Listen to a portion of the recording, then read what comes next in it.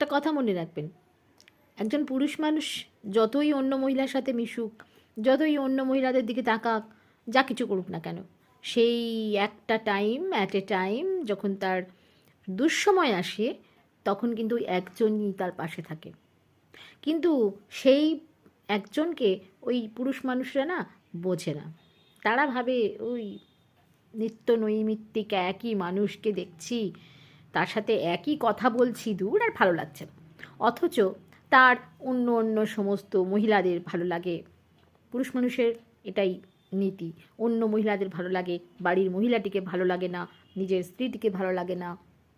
কিন্তু যখন বিপদে পড়বে, যখন বিপদে পড়বে, তখন কিন্তু ওই মহিলাটি, যে মহিলাটিকে পুরুষ মানুষটির ভালো লাগতো না, মানে তার স্ত্রী, তাকেই কাজে লাগবে। সেই থাকবে একমাত্র তার পেছনে ঢাল হয়ে তাকে সাহায্য করার জন্য। আর অন্য কোনো মহিলারা কিন্তু এসে কোনো সাহায্য করবে না। এটাই এটাই বাস্তব।